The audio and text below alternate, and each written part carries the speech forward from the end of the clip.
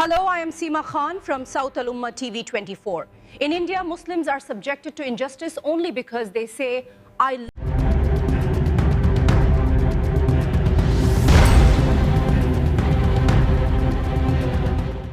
शादी में जमीन पर पड़े नोट उठाने की वजह से एक मुस्लिम बच्चे के सिर में गोली मारकर हत्या कर दी गई।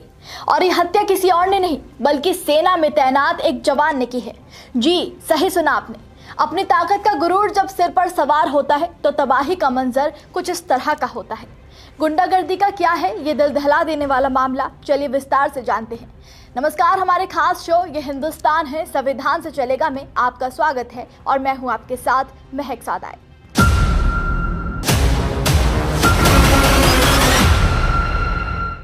जिनके कंधों पर देश की सुरक्षा की जिम्मेदारी हो, अगर वो ही लोगों के लिए हैवान बन जाए तो फिर सुरक्षा को अब भूल ही जाएगी।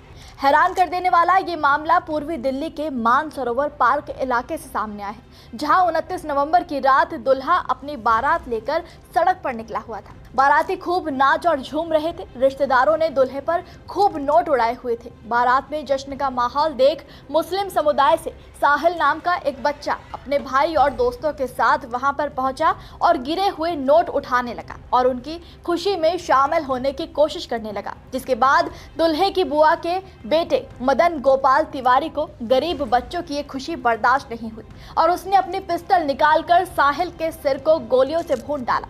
सिर में गोली लगते ही साहिल के हाथों से सारे नोट छूट गए और वो वहीं के वहीं गिरकर खत्म हो गया।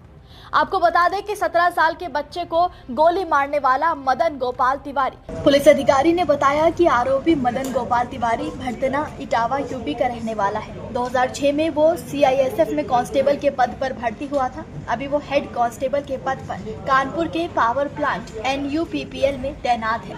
7 घंटे के अंदर कार्रवाई करते हुए उसके गांव भरथना से उसे गिरफ्तार कर लिया गया है। हत्या में इस्तेमाल पिस्टल भी जब्त कर ली गई है। तो वहीं इस मासूम साहिल के बारे में भी आपको बता दें तो साहिल अपने परिवार के साथ नत्थु कॉलोनी की झुग्गियों में रहता था। परिवार में माता पिता और 2 भाई हैं।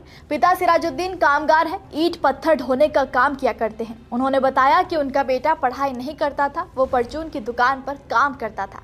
सूचना मिलते ही पुलिस मौके पर पहुंची। क्राइम टीम को मौके पर बुलाया गया। पुलिस को पता चला कि घुड़चढ़ी के दौरान 17 साल के एक बच्चे को गोली लगी है। उसे तुरंत अस्पताल ले जाया गया, जहां डॉक्टरों ने उसे मृत घोषित कर दिया। पिता का आरोप है कि शनिवार रात को अपने छोटे भाई और दोस्तों के साथ साहिल मानसरोवर पार्क गया था। मानसरोवर पार्क थाने के पास ही कम्युनिटी सेंटर है।